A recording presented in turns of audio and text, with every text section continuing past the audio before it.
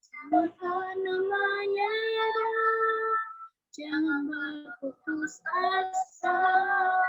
Mujizat Tuhan bagi yang setia dan percaya. Abang kakak, mari kita berdoa. Bapa yang baik Tuhan, terima kasih Tuhan untuk saat ini Engkau masih memberkati kami Bapa. Bapa, terima kasih Tuhan untuk waktu dan kesempatan yang Tuhan berikan kepada kami Tuhan, sehingga kami Tuhan dapat berkumpul Tuhan via Zoom Tuhan untuk melakukan pembinaan kami yang bertema Tuhan, hati yang taat Tuhan, yang akan dibawakan oleh Bang Mangasa Tuhan. Kiranya Tuhan, apa yang keluar dari Bang Mangasa Tuhan, itu berasal daripadamu Bapa. Dan kiranya Tuhan, kami Tuhan dapat menerima apa yang Bang Mangasa sampaikan kepada kami Bapa, sehingga kami dapat mengaplikasikan setiap materi di kehidupan kami masing-masing Bapa. Bapa, kami juga berdoa Tuhan untuk teman-teman kami Bapa yang belum datang saat ini Tuhan, kiranya Tuhan memberkati mereka Tuhan, agar mereka dapat bergabung Tuhan untuk melaksanakan pembinaan kami Tuhan. Tuhan, kami juga berdoa Tuhan untuk jaringan dan HP bahkan laptop yang kami pakai Tuhan, Tuhan yang memberkati Tuhan agar kami dapat melakukan pembinaan kami Tuhan dengan senang hati dan fokus Bapak. Bapak, buatlah pikiran kami juga Tuhan tertuju Tuhan hanya untuk mendengarkan firman-Mu saja Bapak. Hanya dalam nama Tuhan Yesus Kristus kami berdoa dan mengucap syukur kepada-Mu Bapa. Haleluya. Amin. Saya serahkan kepada Bang Mangasa. Baik, shalom abang dan kakak yang dikasihi Tuhan. Salam sehat semuanya. Salam sukacita, damai sejahtera buat kita semua. Salam, kita baru bertemu lagi di online ini. Ya, kalau perkuliahan ini minggu kedua ya. Ini minggu kedua. Oh nanti. Nanti kak itu ya kak apa namanya nanti untuk bagi roomnya ya. Baik, saya memberi apresiasi buat semua kawan-kawan yang sudah hadir malam hari ini, abang kakak yang mengikuti malam hari ini. Saya percaya apa yang abang kakak lakukan malam hari ini itu tidak akan pernah sia-sia. Itu tidak akan pernah tanpa ada arti dalam kehidupan kita, sekalipun mungkin bukan untuk sekarang, tapi juga mungkin untuk esok, 2 bulan atau 3 bulan atau berapa tahun kemudian, ya pasti apapun yang kita lakukan untuk Tuhan, bersama dengan Tuhan, persekutuan dengan Tuhan, itu pasti mendatangkan berkat buat kita.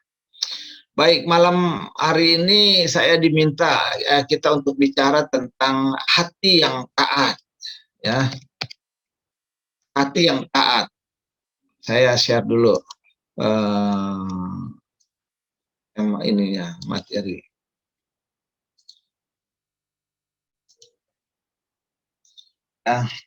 Kita mau bicara hati yang taat. Biasanya taat itu sama siapa saja sih kita taat selain sama Tuhan? Kira-kira sama siapa ya taat? Sama pacar kita taat ya? Sama siapa aja? Bang Juan Ondo, mana sih Juan Ondo ini mahasiswa dari Samosir. Dari Samosir ini. Gimana Bang, Samosir di sana sudah bagus ya Bang?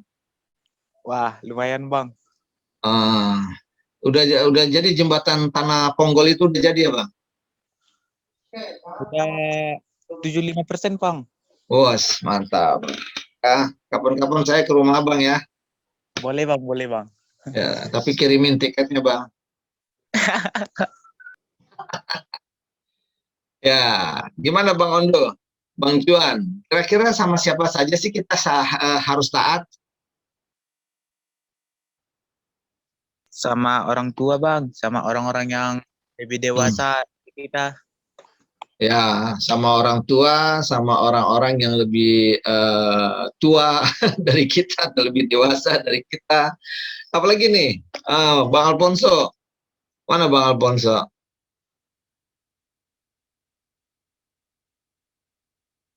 Ah, Iya duduk. bang, iya bang.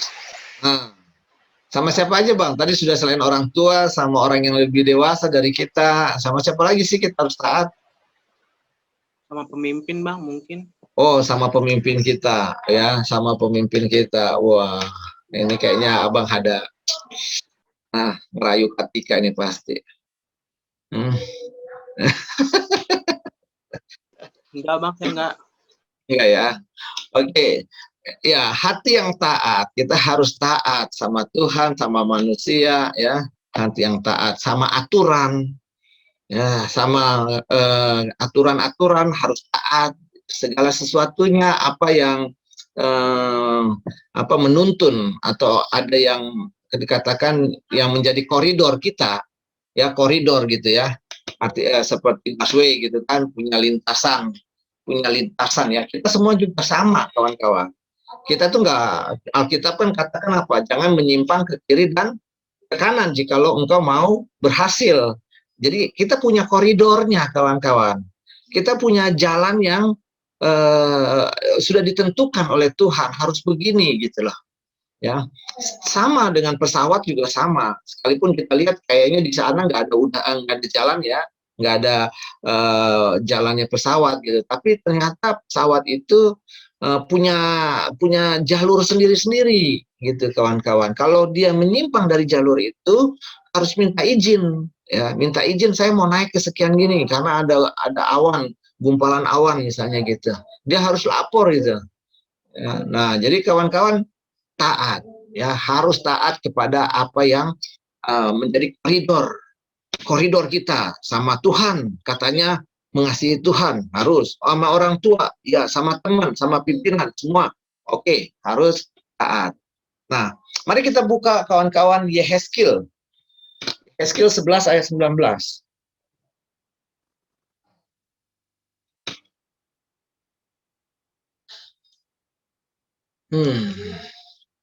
Boleh minta Kak Ezra Handayani, sudah sehat Kak? Ezra yang kemarin kena itu ya? Iya bang, Udah sehat Kak? udah puji Oh, Tuhan. puji Tuhan. Ada teman kakak, Kak Astima juga sekarang bulan yang lalu adik saya ya di Jambi sama istri sama anaknya juga kena. Sekarang beres saya di Sorong ya, di Sorong pun sama anaknya kena gitu. Kena COVID ya, tapi sekarang kayaknya udah sehat. Coba Kak dibaca Yehezkiel 11 ayat 19 Kak. Yehezkiel. Yehezkiel 11 ayat 19, demikian Ya. firman Tuhan. Aku akan memberikan mereka hati yang lain dan roh yang baru di dalam batin mereka. Juga aku akan menjauhkan dari tubuh mereka hati yang keras dan memberikan mereka hati yang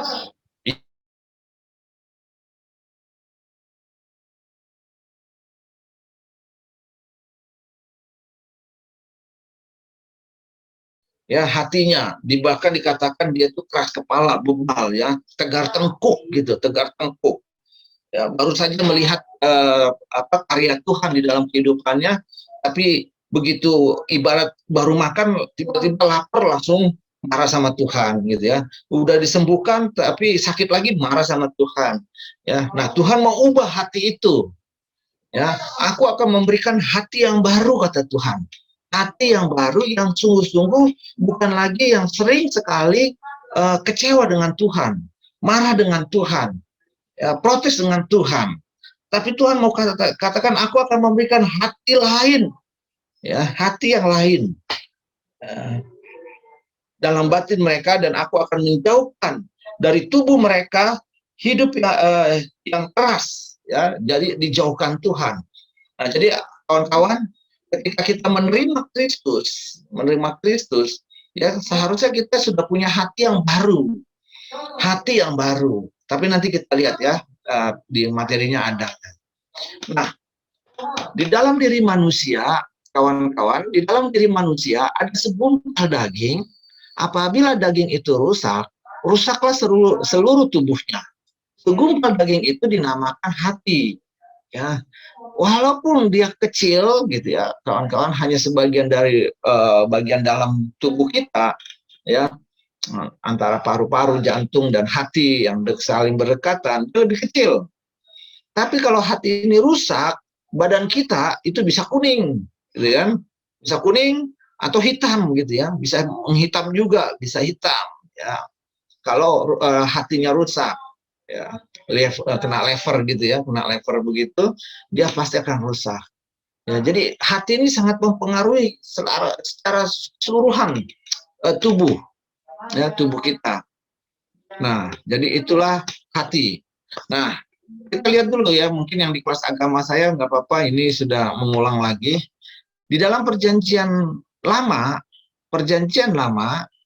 ya, bicara tentang hati, ya, itu sama dengan karakter, kawan-kawan.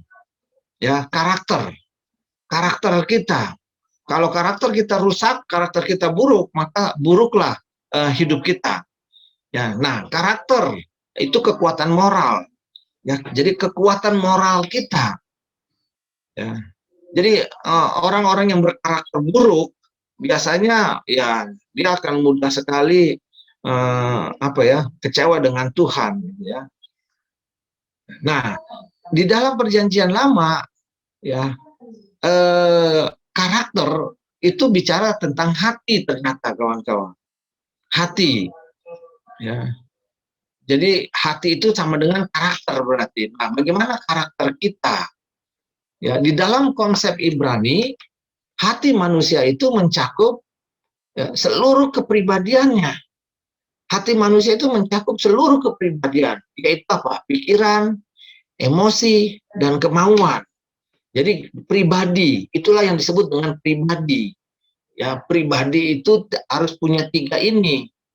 Punya pikiran, artinya IQ gitu ya, punya emosi, punya kemauan, ya, itu baru pribadi. Nah, binatang nggak bisa dikatakan pribadi gitu, karena dia nggak punya pikiran, ya, emosi ada dia, coba aja ganggu gitu ya, marah dia, ya kan, punya kemauan ada, minta makan ada. Tapi pikiran, ya kan, nggak bisa dia, ya, nggak seperti manusia lah. Ada otaknya, tapi nggak seperti manusia bisa berpikir. Ya. Nah, Allah kita dikatakan pribadi, Bapa, Anak, dan Roh Kudus pribadi. Ada punya ketiga-tiganya. Ya. Jadi itulah hati, pikiran kita, emosi kita, kemauan kita, itu hati. Berikutnya juga adalah inti moralitas kita. Ya. Hati itu inti moralitas kita. Kita bisa tahu membedakan mana yang baik, mana yang buruk. Ya. Kalau hati kita rusak, selalu maunya yang buruk, gitu loh. Kalau karakter kita jelek, selalu saja ya berpikirannya negatif. Ya. Kalau karakternya jelek itu, kawan-kawan, selalu berpikir negatif saja. Kalau orang yang berkarakter jelek. Ya, tapi kalau orang berkarakter baik, dia bisa berpikir positif, bisa berpikir jernih, ya, bisa rendah hati dan sebagainya lah, ya, karakter. Jadi inti moralitas kita, bisa tahu mana yang baik, mana yang jahat, ya. Selalu yang baik itu berasal dari Tuhan, yang jahat itu berasal dari manusia, ya. Jadi kalau kawan-kawan mau baik, mau menjadi orang baik, nggak bisa. Dengan kekuatan kita sendiri nggak bisa. Harus ada Allah, harus ada Yesus di dalam diri kita, harus ada Dia, kawan-kawan. Ya, harus ada Allah di dalam diri kita, baru kita bisa berbuat baik. Ya. Lalu sumber-sumber nilai kita itu juga hati, kawan-kawan. Sumber-sumber nilai kita, ya, misalnya nilai-nilai apa? Nilai-nilai keberanian, nilai-nilai semangat, nilai-nilai sukacita kita, ya, nilai-nilai pelayanan kita, kejujuran dan sebagainya, itu adalah bergantung dari hati. Ya, bergantung pada hati. Lalu pusat eksistensi kita, ya, bagaimana dengan keadaan kita, ya, baik itu penampilan maupun apapun itu, ya, itulah yang disebut dengan hati, kawan-kawan. Makanya di dalam ada statement dikatakan bahwa hati itu lebih penting daripada penampilan fisik. Ya, hati itu lebih penting daripada penampilan fisik. Bahkan seharusnya penampilan fisik kita, penampilan kita ini, ya, ditentukan oleh hati. Ya, ditentukan oleh hati. Jadi kawan-kawan nggak bisa melayani Tuhan, ya, melayani Tuhan tapi hatinya itu kesel. Ya, pasti kawan-kawan nggak akan sebagus nggak akan ya, katakanlah nggak akan ada sesuatu yang didapat dari orang lain. Wah, nyanyinya bagus nih. Ya, wah, sempurna banget penampilannya jadi MC, ya. Kalau hatinya baik.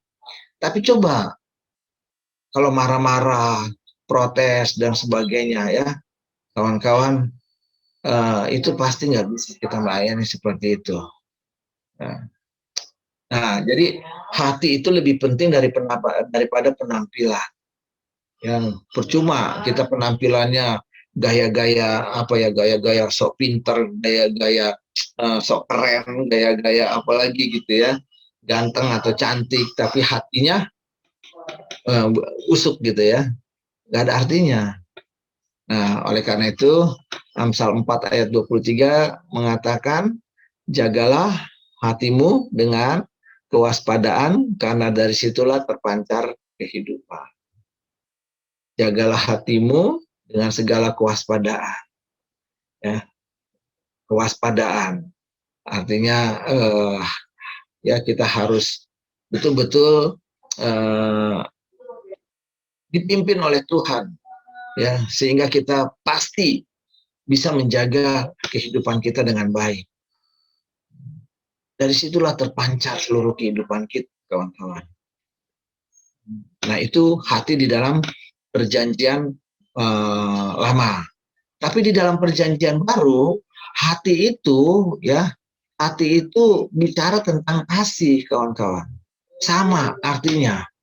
Ya, kalau kita bicara hati itu di dalam perjanjian baru itu kasih. Kasih. Itu adalah hati. Ya. Kata Yesus apa? Kasihlah Tuhan Allahmu, ya, dengan segenap hatimu, dengan segenap jiwamu, dengan segenap akal budimu. Itulah hukum yang terutama dan yang pertama. Dan hukum yang kedua yang sama dengan itu ialah kasihlah sesamamu manusia seperti dirimu sendiri. Pada kedua hukum inilah tergantung seluruh hukum Taurat. Ya. Kasih kepada Bapa, kasih kepada manusia, sama dengan, ya, semua itu sudah mencakup hukum Taurat, 10 hukum Taurat itu, ya, sudah mencakup di dalamnya. Ya. Jadi kasih itu ajaran Tuhan Yesus yang paling sederhana, yang paling mudah diingat, yaitu kasih. Tuhan kasih sesama. Mengasihi Tuhan harus mengasihi sesama. Mengasihi sesama harus mengasihi Tuhan. Nggak bisa salah satu. Saya mengasihi Tuhan, rajin pelayanan, rajin baca Alkitab, rajin berdoa, tapi saya masa bodoh dengan orang lain. Itu nggak mungkin. Ya, itu nggak mungkin. Ya, atau sebaliknya, saya baik sama teman, sama teman-teman, sama manusia gitu. Lalu kita nggak bisa, kita malas beribadah. Itu nggak mungkin. Ya. Jadi Allah mau, abang kakak, kita harus mengasihi Tuhan juga mengasihi sesama, ya, karena dikatakan dua di situ hukum, tapi sesungguhnya satu. Ya. Nah, itulah di dalam perjanjian baru. Ya. Nah, sekarang persoalannya mengenai hati, kawan-kawan. Ya, mengenai hati itu yang menjadi persoalannya adalah yang sangat serius dan sangat mendasar. Ya. Itu adalah kurang atau tidak taat. Hati yang kurang atau tidak taat. Itu persoalan yang pertama, yang sangat mendasar. Hati yang kurang atau tidak taat. Ya, ketidaktaatan. Ini ada ayat-ayatnya ya. Nah, boleh dibuka Yohanes 14. Yohanes 14 ayat 23. Siapa yang mau baca?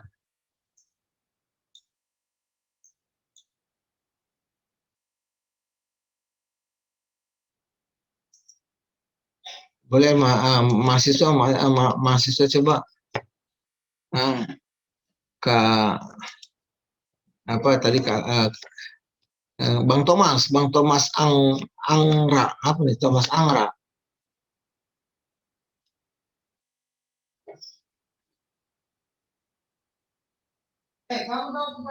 Bang Thomas Angra siapa? Pilario ada.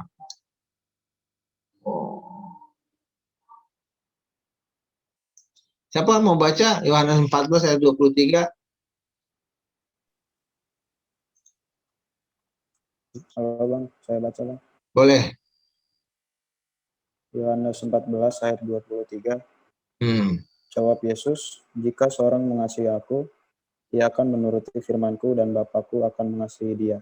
Dan kami akan datang kepadanya dan diam bersama-sama dengan dia. Ya, jadi jelas di sini kawan-kawan. Jikalau kita mengasihi dikatakannya, maka ya jikalau kita mengasihi kita harus menuruti perintah-perintah Tuhan. Ya, jadi itu aturan. Ya, aturan-aturan Tuhan ya, harus begini-begini ya. Bagaimana kita bisa melakukannya? Ya, apakah kita bisa melakukannya? Bisa, kawan-kawan. Karena dikatakan apa? Kami di situ ya akan datang, yaitu Allah Bapa dan Roh Kudus itu akan berdiam di dalam diri kita untuk menolong kita mampu melakukan apa yang Tuhan perintahkan kepada kita. Jadi jangan bilang, aduh, melakukan perintah Tuhan itu susah, ya, melakukan perintah Tuhan itu susah, nggak mungkin bisa gitu, nggak mungkin bisa. Lebih susah kawan-kawan melakukan hukum Taurat. Ya, melakukan hukum Taurat itu lebih susah daripada melakukan hukum kasih. Ya. Jadi Tuhan memampukan kita untuk bisa karena apa? Allah itu sendiri ada di dalam diri kita untuk menolong dan memampukan kita, terutama Roh Kudus. Ya, Roh Kudus yang bekerja di dalam diri kita untuk bisa menuruti segala perintah Tuhan. Nah, itu persoalan yang mendasar pertama, kurang atau ketidaktaatan kita melakukan perintah Tuhan. Lalu yang kedua, itu ada ilah atau berhala di dalam hati kita yang membuat kita tidak taat. Kita buka dulu Yehezkiel 14 lagi, ayat 3 dan 6 ya. Yang tadi kita Yehezkiel 14, boleh yang lain dibaca Yehezkiel 14 ayat 3 sampai 6.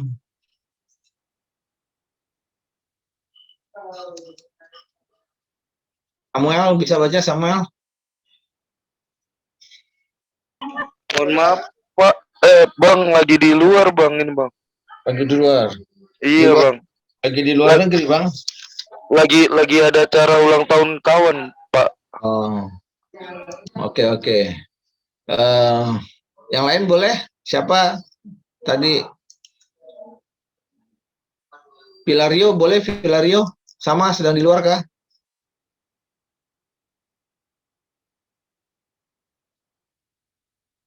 Ini Bambang Hardianta ya? Bambang Hardianta ya? Bukan. Bang Bem. Iya Bang, benar Bang. Coba Bang, udah lama nggak dengar suara Abang. Abang yang baca deh Bang. Yehezkiel 14.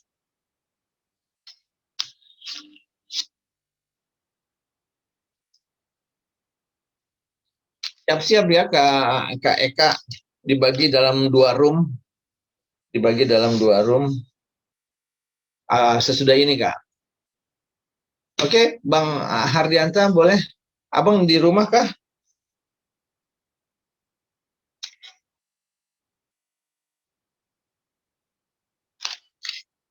Halo? Halo bang, ayat apa bang?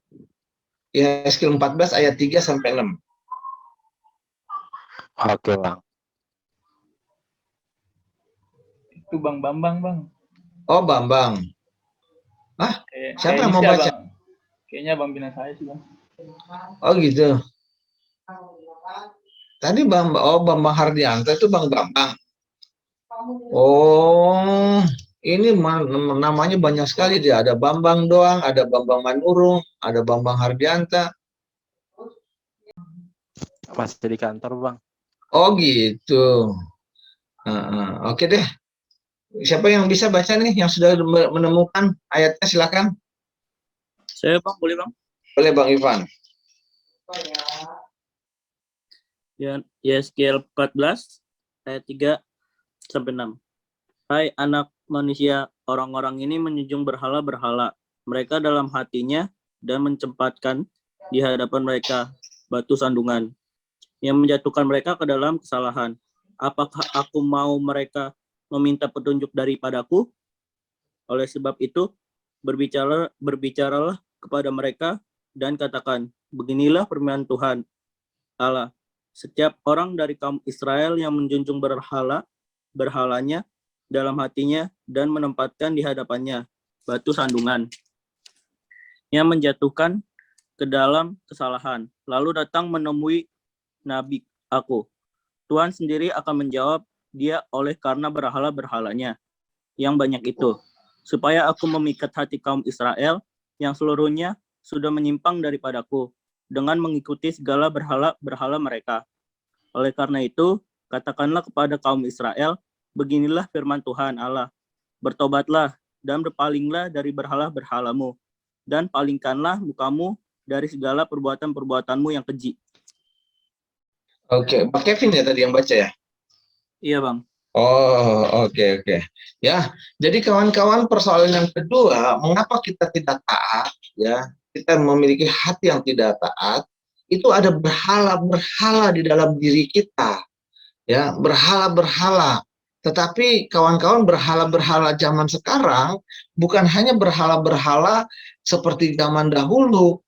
Ya, zaman dahulu patung-patung yang disembah itu menjadi berhala-berhala gitu ya. Bukan kawan-kawan. Kebanyakan berhala-berhala di situ adalah apa? Ya, yang dimaksud di situ kawan-kawan, adalah segala sesuatu, ya, segala sesuatu yang hati dan perhatian kita lebih daripada ibadah kita pada Allah. Ya. Jadi segala sesuatu yang hati kita, ya, dan perhatian kita lebih daripada ibadah kita kepada Allah. Jadi kita lebih menomorduakan Tuhan daripada hal-hal ibadah kita sama Tuhan. Ya, itulah berhala kawan-kawan yang bisa menjadi berhala kita. Nah, apa saja itu yang bisa menjadi berhala? Ya, kawan-kawan hati-hati. Misalnya kawan-kawan bilang, aduh, saya kalau nggak minum kopi rasanya kepala pusing. Ya, itu bisa menjadi berhala selalu. Ya, lalu saya kalau nggak makan malam rasanya wah, nggak semangat untuk besoknya. Nah, ya, itu bisa menjadi berhala. Apalagi ya, saudara lebih bermain HP, main gadget, ya, itu bisa menjadi berhala. Menjadi berhala di dalam kehidupan kita. Jadi lebih menomorduakan Tuhan. Ya. Saudara lebih sayang pada diri saudara, itu berhala daripada kepada Tuhan. Artinya misalnya ya, hujan sedikit malas ibadah, ya kan? Baru disinggung aja sedikit udah mau mundur dari pelayanan. Itu lebih menyayangi diri namanya kan, ya. lebih mengikuti keinginan diri sendiri. Itu namanya berhala. Ya, berhala-berhala di dalam diri kita. Nah, jadi kawan-kawan harus hati-hati. Hal-hal yang sangat mendasar inilah yang sering kali kita lihat membuat manusia itu tidak taat. Jadi kurang atau tidak taat melakukan perintah Tuhan. Dan yang kedua, adanya berhala-berhala di dalam diri. Nah, oke, sekarang saya mau bagi dua kelompok. Ya, 5 menit aja supaya agak lebih cepat, tapi nanti dilaporkan di dalam kelompok besar lagi, atau ya Kak Eka dibikin breakout room-nya 5 menit, atau ya 5 menit lah ya, atau 10 menit deh ya, 10 menit paling lama gitu, 10 menit nanti otomatis sudah 10 menit kan balik ya ke main room. Bagi dua nih kawan-kawan, tolong di-join di kelompoknya ya, silakan. Jadi bahasnya gini ya, kawan-kawan yang laki-laki nanti membahas hal-hal apa yang membuat kita tidak taat untuk melakukan firman Tuhan ya. Yang pria mendiskusikan ini, hal-hal apa yang membuat kita tidak taat selain tadi berhala-berhala tadi ya, atau kita mau sebutkan apa saja boleh. Ya, lalu yang wanita, yang perempuan membahas berapa ayat nih? 1, 2, 3, 4, 5, 6. Temukan dari ayat-ayat ini apa sih yang menjadi berhala-berhala ya, bagi kita, membuat kita tidak taat. Ya, oke. Boleh Kak Eka dibagi dalam breakout room-nya.